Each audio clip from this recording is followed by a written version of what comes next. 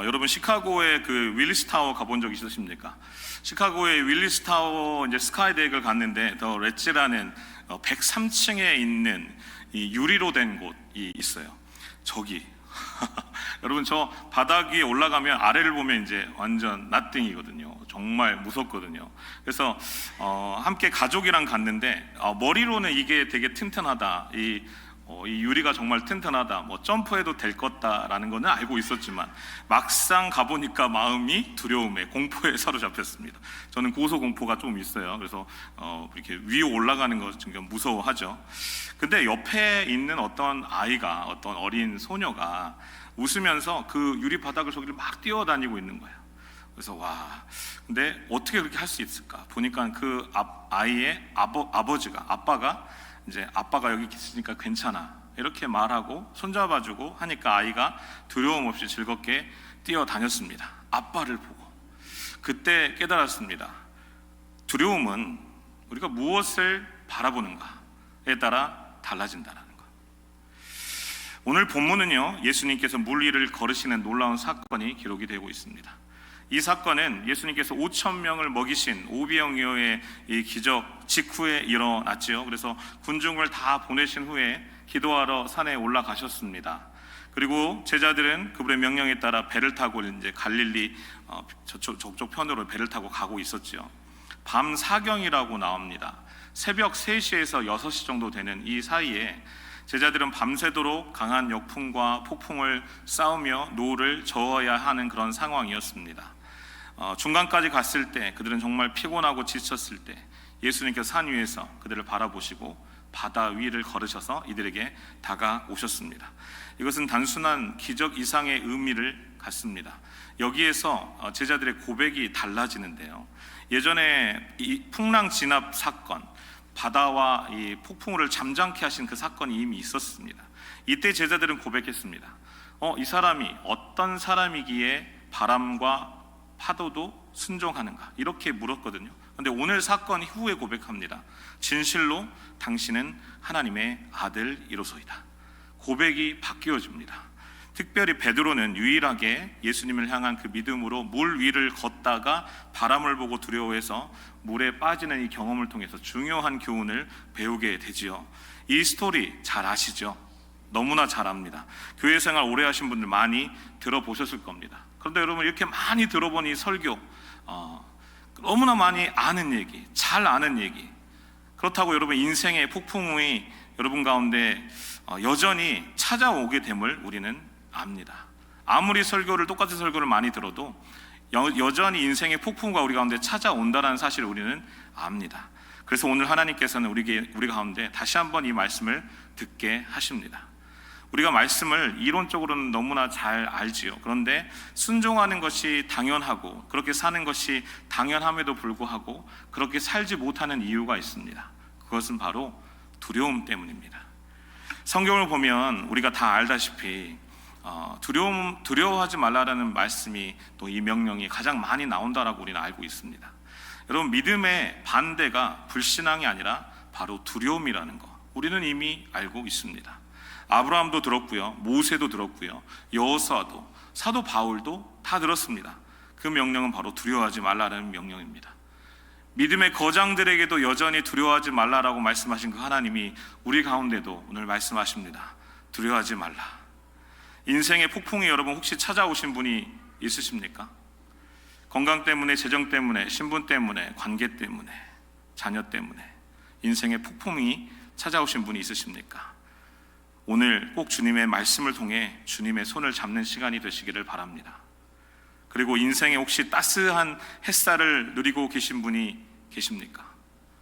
폭풍을 만난 누군가에게 따뜻한 사랑의 손길을 내밀어주고 보듬어주는 시간이 되시기를 바랍니다. 인생의 폭풍은 남의 이야기가 아니라 나에게도 언제나 찾아올 수 있기 때문입니다.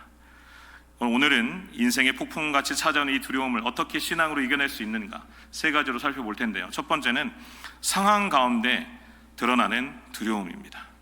우리는 모두 나름대로 두려움을 가지고 있습니다. 그런데 내면에 숨겨져 있는데요, 이것이 어떤 상황을 만나면 드러나게 됩니다. 겉으로 나오게 됩니다. 우리 28절과 9절 말씀 다 같이 한번 읽어보겠습니다. 베드로가 대답하여 이르되 주여 만일 주님이시거든 나를 명하사 물 위로 오라 하소서 하니 아멘. 베드로는 예수님의 말씀을 의지해서 한 발자국씩 물 위를 걷고 있었습니다. 너무나 감격스러운 순간입니다. 얼마나 놀라운 순간이었을까요? 그런데 몇 발자국 걷지 않아서 베드로가 두려워했다. 근데 무엇을 보고요? 바람을 보고 두려워했다라고 나옵니다. 30절 말씀도 한번 다 같이 읽어볼까요? 바람을 보고 무서워 빠져가는지라 소리 질러 이르되 주여 나를 구원하소서 하니 아멘. 뭘 보고 두려워했다고요? 바람을 보고 두려워했다라는 것입니다. 여러분, 무서워했다라고 나와요. 여러분, 바람이라는 상황을 보고 두려움을 겪게 되고요. 그리고 결국에는 물에 빠지게 됩니다. 이런 양상이 우리의 삶 가운데도 전반적으로 드러나게 됩니다. 두려움은 우리가 예수님을 바라보지 않고 바람이라는 이 상황을 바라봤기 때문에 두려워해지고 빠지게 된 것처럼 우리의 삶 가운데도 예수님을 바라보지 못하고요, 상황과 문제를 바라보게 되면 두려움이 찾아옵니다. 그리고 그 두려움 때문에 어떤 일이 일어나는가? 신앙의 마비가 생기는 거예요. 그렇게 되면 우리의 죄성 있지 않습니까? 우리의 옛 습성이 다시 작동을 합니다. 그리고 우리의 생각과 마음, 행동을 주장하게 된다는 거예요. 그렇기 때문에 내가 원하지 않는데, 내가 두려우니까 내가 하고 싶지 않은 행동을 돌발적으로 할 때가 있다라는 것입니다. 사실 베드로가 물 위를 걸을 수 있었던 것은 여러분, 바다가 잠잠했기 때문일까요? 아니면 예수님이 말씀하셨기 때문일까요? 맞습니다. 예수님이 말씀하셨기 때문에 물 위를 걸을 수 있었다라는 것이죠. 바람은요, 예수님이 찾아오시기 전에도 바람이 있었어요. 배 위에 있을 때도 바람은 여전히 불었습니다. 그리고 물 위를 걷고 있을 때도 바람은 계속 불었습니다. 다시 말하면 상황이 바뀐 것은 아무것도 없는데 뭐가 바뀌었습니까? 베드로의 시선이 바뀐 거예요. 예수님을 봤을 때는 걸어갈 수 있었는데 예수님을 바라보지 않고 바람을 보니까 두려움이 찾아오고 물에 빠지기 시작했다라는 것입니다. 여러분, 우리를 두렵게 만든 이 상황이 우리를 이렇게 만든다라는 것입니다. 그래서 여러분, 두려움 가운데서도 아는 그대로 우리가 주님 바라보고 똑바로 걸어가면 되는데, 문제는 상황을 보다 보니까 우리의 두려움이 신앙을 마비시키는 결과를 가져오게 된다는 것입니다. 두렵게 만든 상황이 뭐가 있을까요? 어떤 경우, 이런 경우가 있어요. 여러분, 어렸을 때부터 부모님이 많이 싸우시고 막 소리를 많이 지르고 막 이런 가정이 있습니다. 그러면 누가 소리를 조금만 지르면 불안해지고 두려워지는 거예요. 그러다가 교회 왔는데 셀이나 공동체나 이렇게 목소리가 좀 높아지면 두려움에 쌓여서 염려하는 경우가 있습니다. 그리고 어떤 분들은 거절당하는 것을 굉장히 두려워합니다. 그리고 또 어떤 분은 어떤 케이스는 외로워서 홈스테이를 이렇게 운영하는 분들도 보았습니다. 어떤 분들은 불확실한 미래에 대한 두려움을 느낍니다. 여러분, 대한민국, 한국의 20, 30대의 그 사망 원인 1위가 뭐라고 생각하십니까? 맞습니다. 자살이죠, 자살. 40대 이상은 뭘까요? 1위가 암입니다. 2위가 자살이라고 해요. 한국 참 안타깝지 않습니까? 기도 많이 해야 됩니다. 그러면 여기 미국은 어떨까요? 미국은 재작년 사망 원인 1위가 뭘까요? 네, 심장질환입니다. 1번. 두 번째는 암입니다. 그럼 자살은 몇 위일까요? 11위라고 합니다. 미국에 사는 사람들은 생각보다 자살을 많이 하지 않는다는 거예요, 한국에 비해서. 근데 우리는 건강에 대해서 두려움을 갖고 있다라는 그런 결론인 것이죠. 두려움이 찾아오면 여러분, 보통 사람이 두 가지 반응을 보인다고 합니다. 미국 속담에 이런 말이 있다고 해요. Fear leads to fight or flight. 두려움은 싸우거나 도망가거나 라는 반응을 일으킨다고요. 즉, 공격하거나 그 두려움을 회피하거나. 다른 말로 하면 두려움이 찾아오면 상대방을 비판하고 상황을 원망하고 당신 때문에 일이 일어났다라고 막 하는 거예요. 혹은 우리 관계에서도 마찬가지. 이 두려우면 도망을 가요. 회피를 해요. 잠수하거나 마비가 되어버리는 것이죠. 좀 더 깊이 들어가면 두려움은요, 우리로 하여금 제대로 보지 못하게 만들어요. 그러니까 상황을 영적으로 보지 못하니까 우리의 신앙이 마비가 되어버리는 것입니다. 성도 여러분, 신앙생활이란 하나님의 개입하심을 온전히 바라보는 것이 바로 신앙생활입니다. 여러분, 영적인 눈이 열렸다라는 것은요, 그 상황 가운데 하나님께서 역사하시고 운행하시는 것을 본다라는 의미입니다.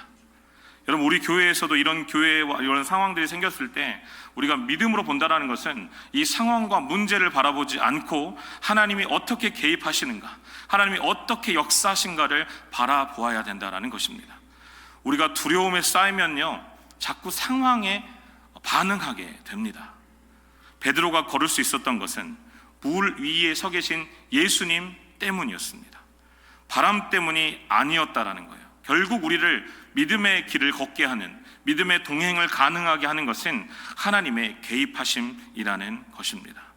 오늘 말씀을 통해 온전히 하나님을 바라볼 수 있는 은혜가 있는 우리 모두가 되시기를 바랍니다.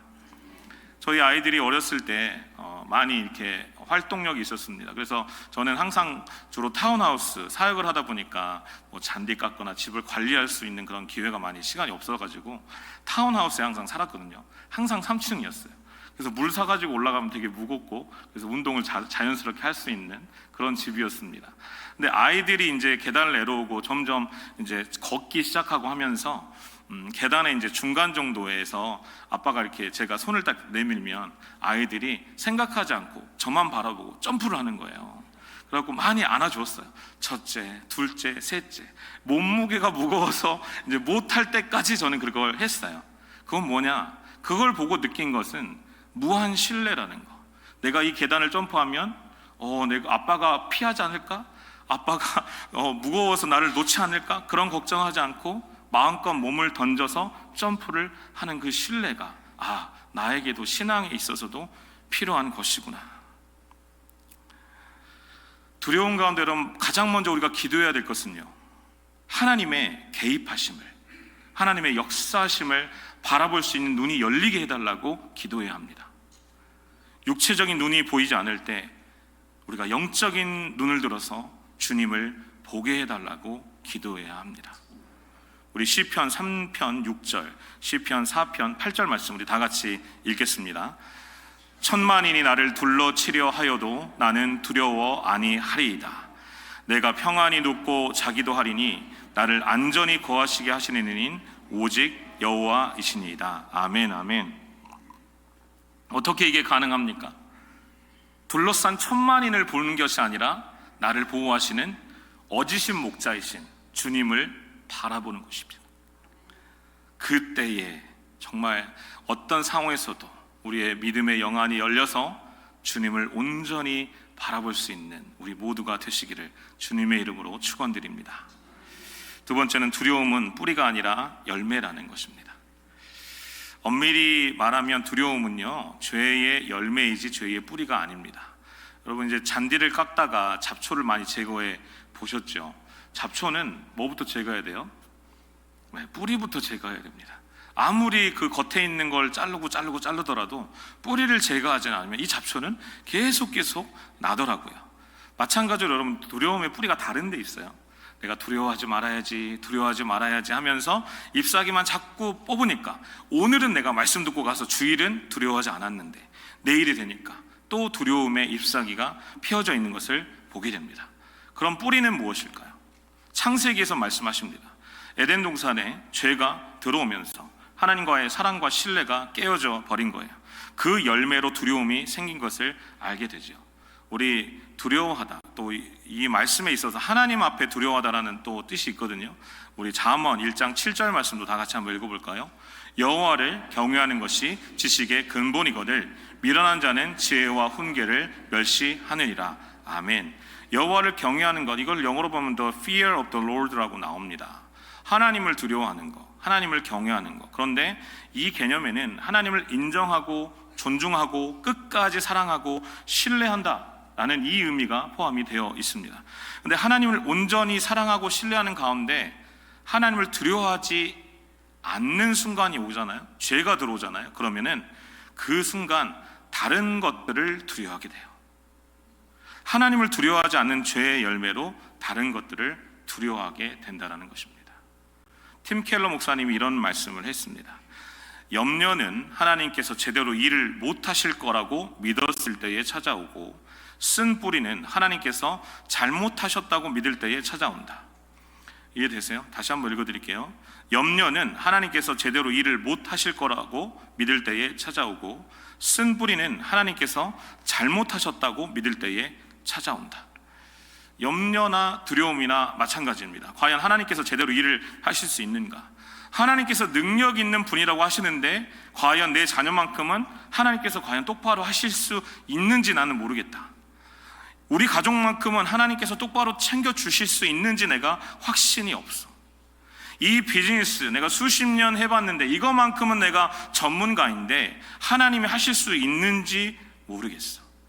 하나님의 인도하심에 대한 이 확신과 자신이 없으니까 불안하고 두려움이 생기게 되는 것입니다.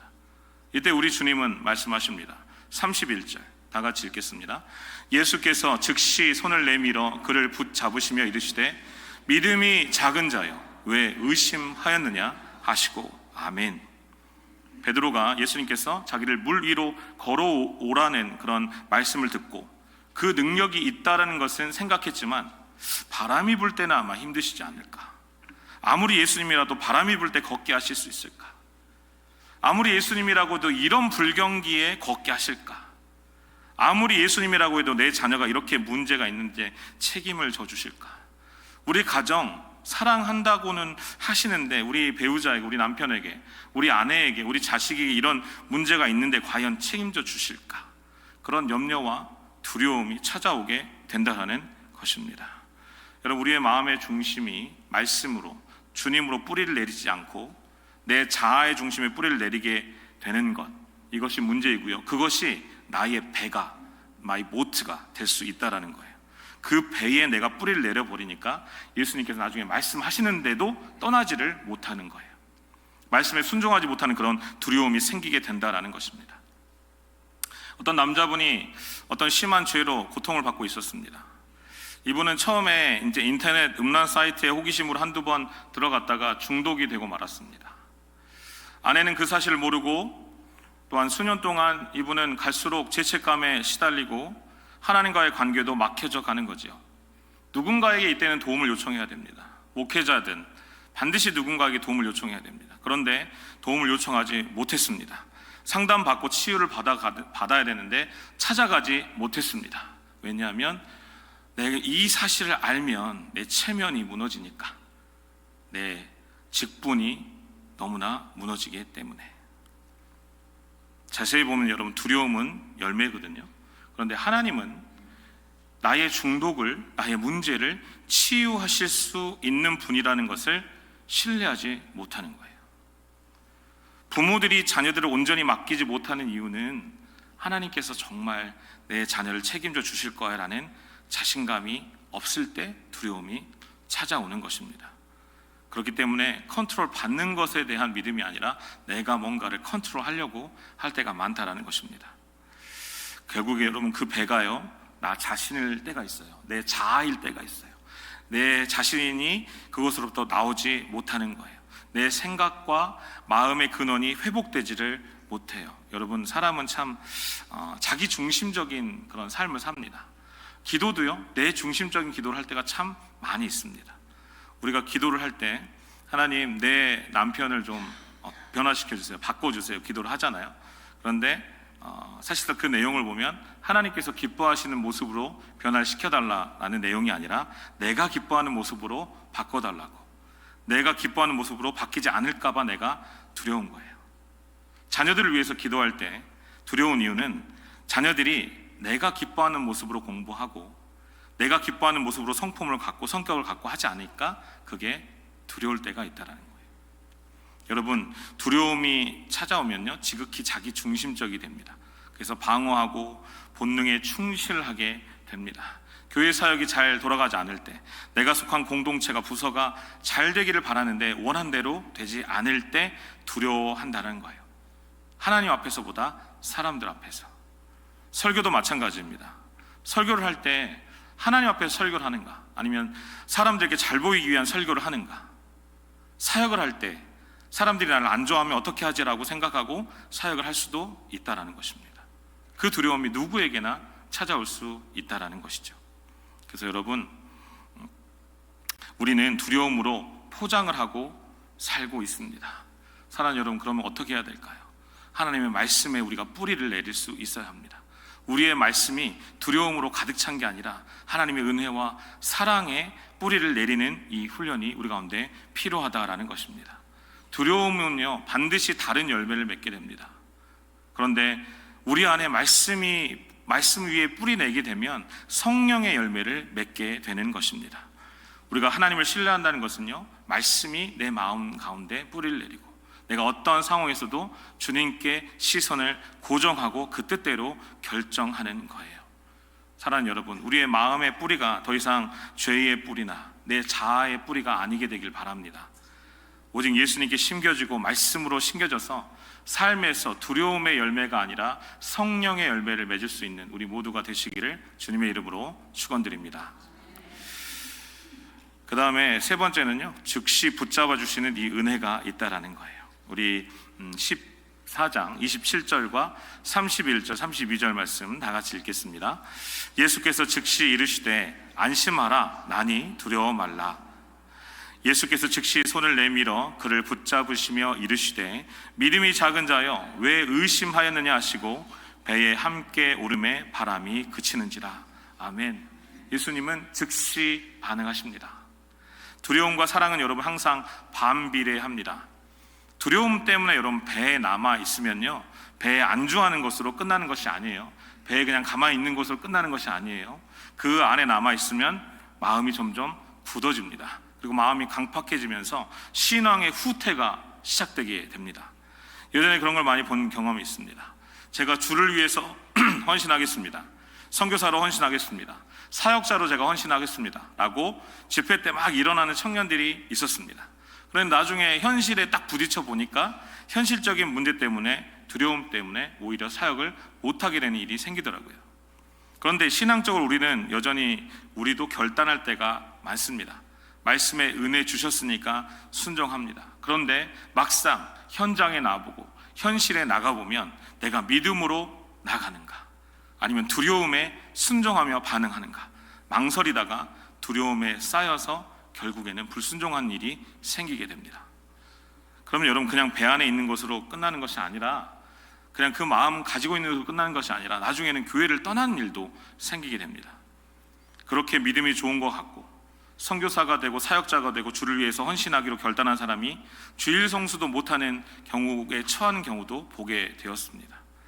사업체 주시고 이 경제적으로 하나님 해결해 주시면 내가 주를 위해 더 헌신하겠습니다 라고 결단했던 많은 사람들이 있었습니다. 그런데 결단하고 하나님 은혜 주셨어요.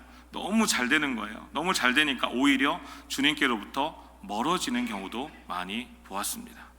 그러니까 여러분, 우리가 하나님의 말씀을 순종하지 못하고 불순종하게 되면요, 배 안에 머무르는 것으로 끝나는 것이 아니라 신앙의 후퇴가 일어나게 되고 우리의 마음에 강팍함이 일어나게 된다는 것입니다. 그런데 여러분, 어떻게 해결할 수 있을까요? 이 두려운 마음 대신에 예수님은 이렇게 말씀하십니다. 요한일서 4장 18절 말씀 다 같이 읽겠습니다. 사랑 안에 두려움이 없고 온전한 사랑이 두려움을 내어 쫓나니 두려움에는 형벌이 있습니다. 두려워하는 자는 사랑 안에서 온전히 이루지 못하였느니라. 아멘.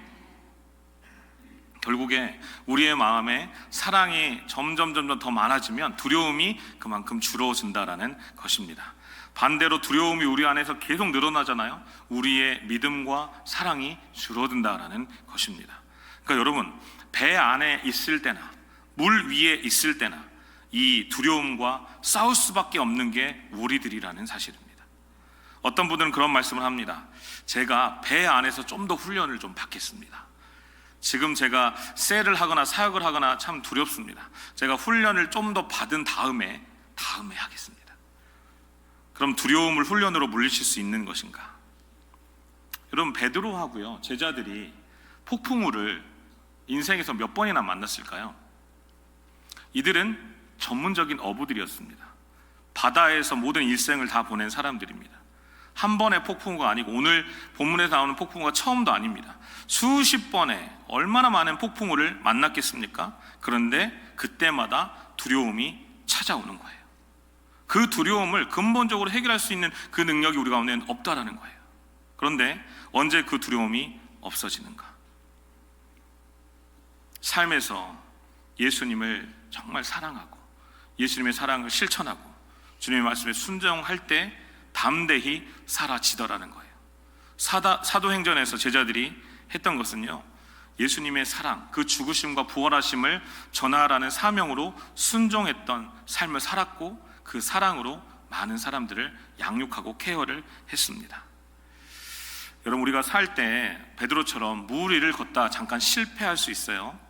실패했어요. 근데 우리는 그 실패에 집중하잖아요. 얼마나 믿음이 없으면 저기에서 빠졌을까 이렇게 생각할 때도 있습니다. 그런데 실패를 통해서 베드로가 경험한 한 가지는, 가장 중요한 한 가지는 뭐냐면요, 내가 빠지면, 내가 실수하고 실패하면 우리 예수님이 나의 손을 붙잡아 주시는구나, 즉시 붙잡아 주시는구나, 이것을 경험한 거예요. 그걸 경험하니까 베드로는 주님은 나를 물 위로 걷게 하시는 분이구나라는 능력의 주님을 경험했을 뿐만 아니라 내가 때로는 실수하고 넘어졌을 때도, 실패했을 때도, 내가 빠져도 즉시 건져주시는 주님이시구나, 사랑의 주님이시구나, 이거를 경험한 거예요. 그 순간 두려움이 사라지기 시작합니다. 여러분, 오늘 본문에서 물에 빠진 베드로가 비극적이라고 생각하십니까? 아닙니다. 더 큰 비극은요, 안타까운 것은요, 이것을 경험하지 못하고 일평생 살아가는 거예요. 어쩌면 물에 빠졌던 베드로보다 뱃속에서 안주한 나머지 아무것도 체험하지 못하고 구경만 했던 11명의 제자들이 더 안타까운 사람일 수 있다는 것입니다. 여러분, 신앙생활은 걷는 것입니다. 성경의 소개를 통해서 걸어가는 그 구원의 모습을 보여줬고, 광야에서 40년간 하나님의 불기둥과 구름 기둥으로 인도해 주시는 그 길을 걸어가는 것을 말씀했어요. 내 인생을 두려움 때문에 마비가 되어서 살아가는 것이 아니라 올해 주제처럼 더 동행, 주님과 한 발짝 한 발짝 더 걸어가는 가운데 때로는 넘어질 수 있습니다. 때로는 실패할 수 있습니다. 그러나 즉시 우리의 손을 잡아주시는 주님의 은혜를 경험하며 걸어가는 우리 모두가 되시기를 바랍니다. 31절 말씀 다 같이 읽겠습니다. 예수께서 즉시 손을 내밀어 그를 붙잡으시며 이르시되 믿음이 작은 자여 왜 의심하였느냐 하시고 아멘. 오늘 말씀을 보니까 여러분, 베드로가 손을 잡았습니까?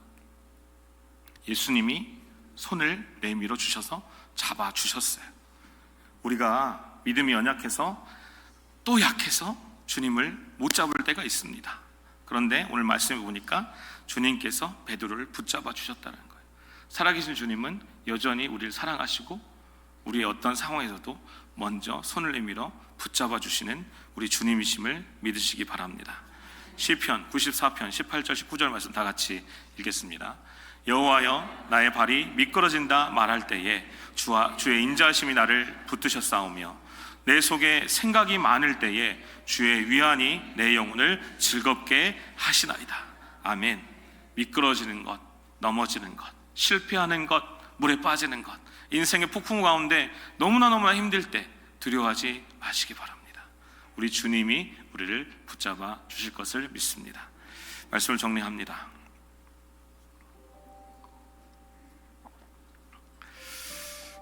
여러분, 신앙생활 할 때 두려움이 찾아올 때가 참 많습니다. 그렇지 않습니까? 저도 많이 찾아오더라고요. 근데 두려움이 우리를 찾아올 때 여러분, 배 안에 들어가면 안 돼요. 배 안에만 머무르면 안 돼요. 예수님의 손에 붙잡힘을 받는 게 더 중요하다라는 거예요. 한 이야기를 해드리고 말씀을 마무리하도록 하겠습니다. 다니엘 리치라는 분이 있습니다. 이분은 두 팔이 없이 세상에 태어났습니다. 두 팔이 없어요. 그래서 다리만 있어요. 평생 사람들의 시선과 모욕을 견뎌야만 했습니다.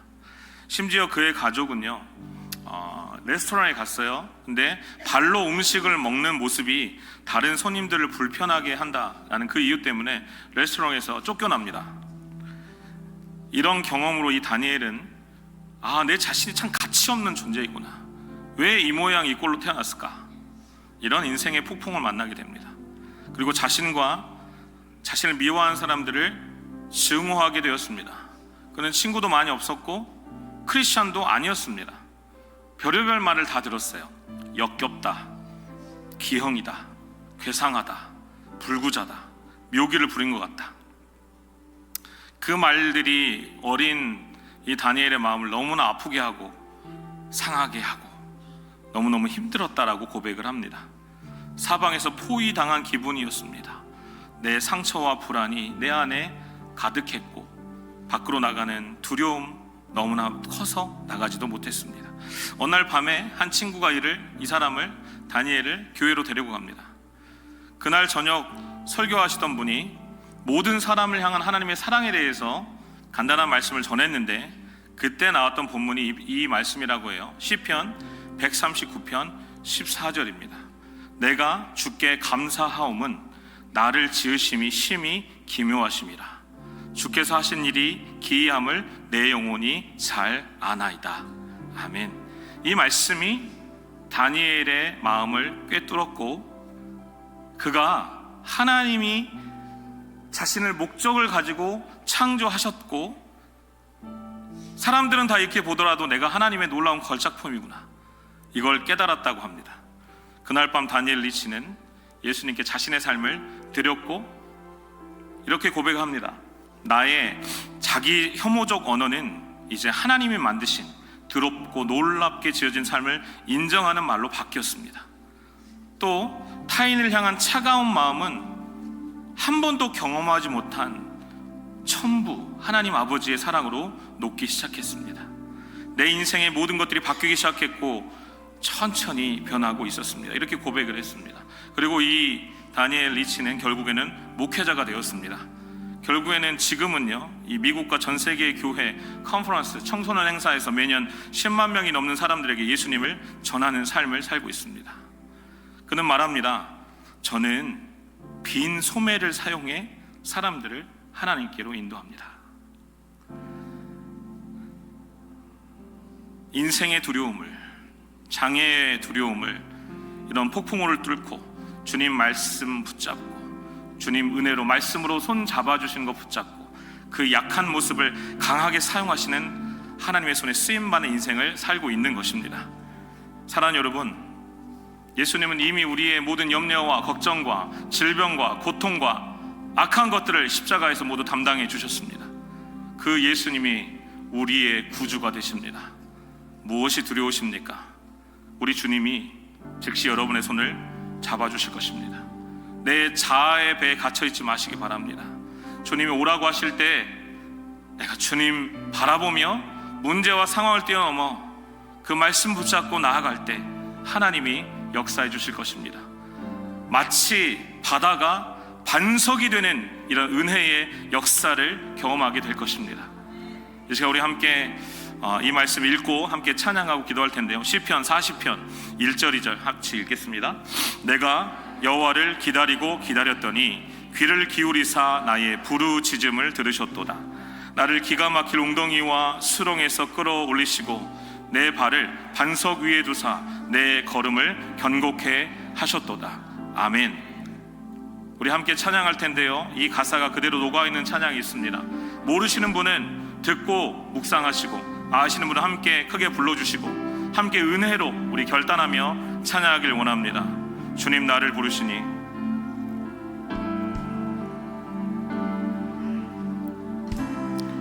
주님 나를 부르시니 두려움 없이 배에서 나아가리라. 주님 나를 부르시니 주님 나를 부르시니 주님 내게 오라시니 주님 내게 오라시니 주님 보고 계시기에 주님 보고 계시기 의심치 않고 바다를 걸어가겠습니다. 의심치 않고 바다를 걸어가 아멘. 주님 보고 계시기에, 주님 보고 계시기에 주님 여기 계시기에,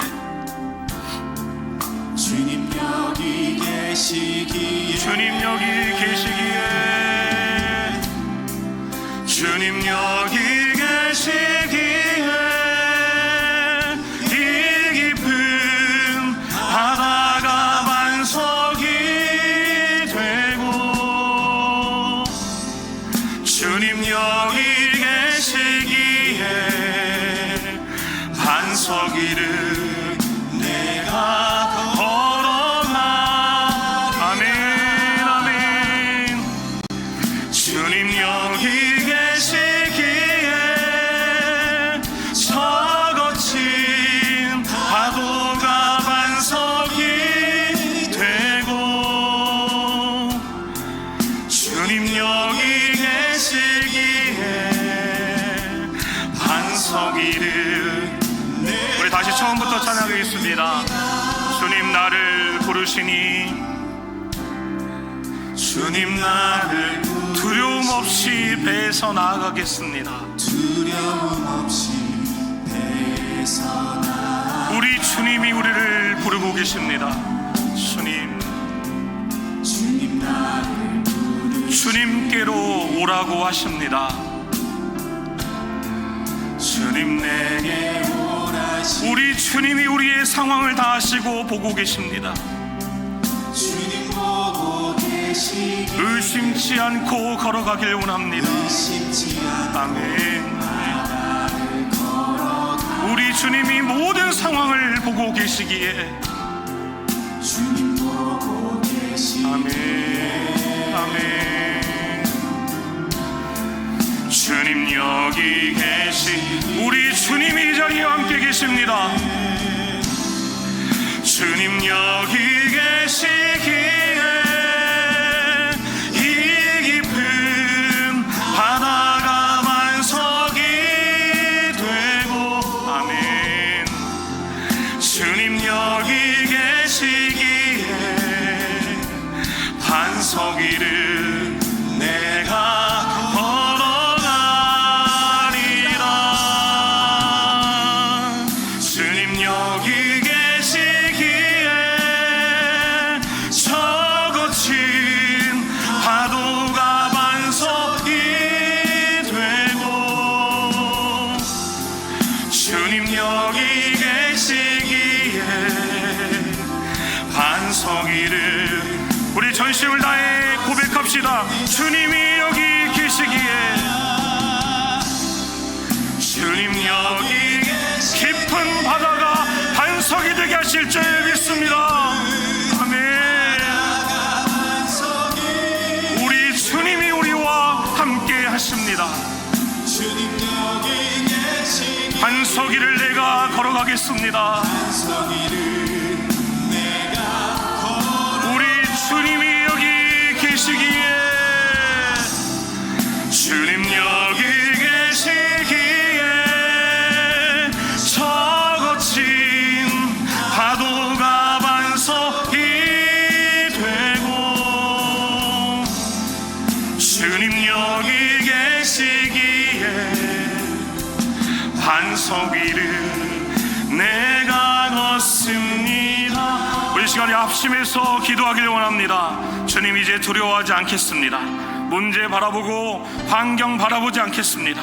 주님 오라시니, 주님 여기 계시니 내가 주님 바라보며 믿으며 나아갈 때 하나님 파도가 반석이 되며 폭풍이 잠잠해지고 모든 하나님 실수와 실패가 은혜로 바뀌어지는 역전의 은혜를 가운데 허락하여 주시옵소서라고, 나에게 강한 믿음을 더하여 주옵소서라고 다같이 우리 합심해서 주의 전 앞에 말씀 붙잡고 기도하며 나아가겠습니다.